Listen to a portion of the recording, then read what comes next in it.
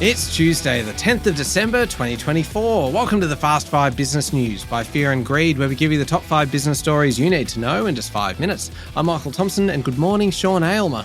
Good morning, Michael.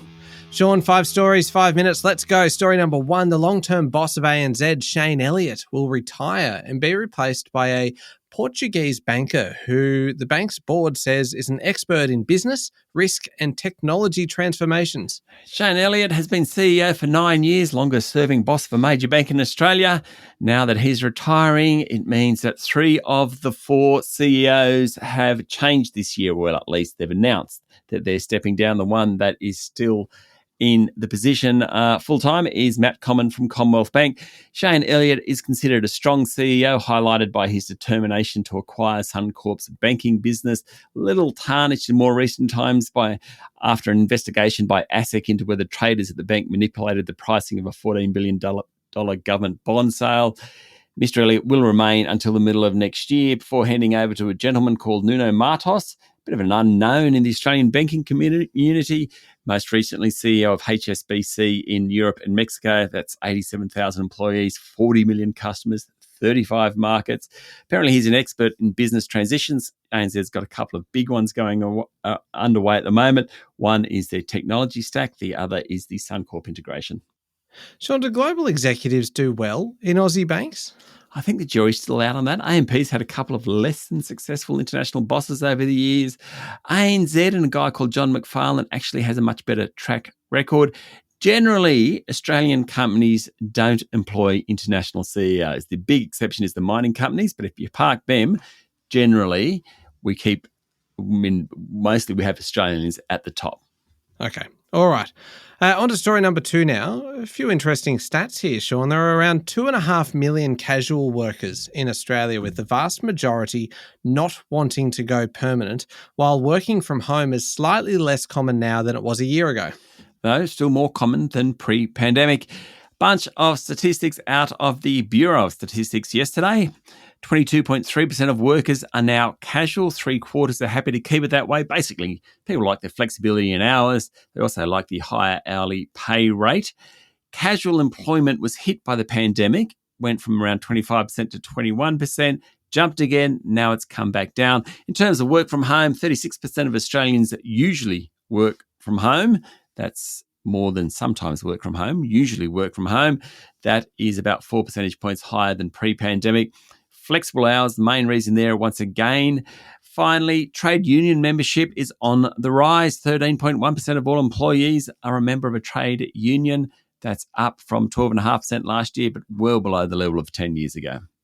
Story number 3, ASIO says there's no ongoing threat following a Melbourne synagogue firebombing late last week, an incident which was yesterday, Sean, designated a terrorist attack.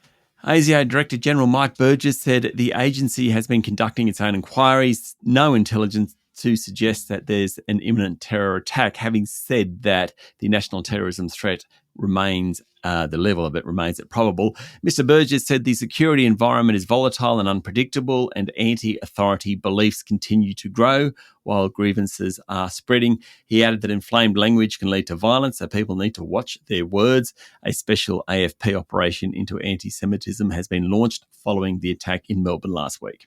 On to story number 4 now. The latest news poll shows the federal government and opposition tied on a 2-party preferred basis ahead of the Christmas break, though Anthony Albanese does remain the most preferred Prime Minister. The news poll in The Australian has good and bad news for the government on that 2-party preferred basis, sitting at 50-50. That's a slight improvement for Labor as preferred Prime Minister. Mr. Albanese is 45%, opposition leader Peter Dutton 38%. Good news for Labor there. The coalition's primary vote fell 1% to 39%.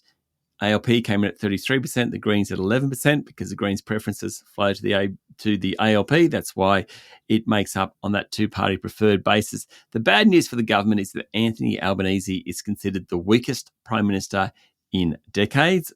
Peter Dutton is considered stronger. Albanese is also considered increasingly out of touch with voters, losing an advantage over Dutton in areas including cost of living, the economy and social unrest. Last one, story number 5. The global advertising industry will push past $1 trillion in revenue for the first time this year, with Google, Meta, ByteDance, Amazon, Alibaba all tipped to earn, in total, more than 50% of the revenue available. Quite incredible. Media agency Group M estimates that global advertising revenue will increase nearly 10% this year despite tough economic conditions. The group forecasts that most of the growth will directly benefit the largest sellers of digital advertising in the US tech sector rather than providers of marketing services, according to the Financial Times. Now, the figures didn't include US political advertising, which this year contributed $15 billion. Digital advertising is forecast to account for 73% of total revenue by the end of next year, 82% when you add in streaming and digital newspapers and magazines. Globally, total print advertising revenue will be down this year and next year. Audio will be flat. TV will be up a little bit, but only because of that streaming revenue.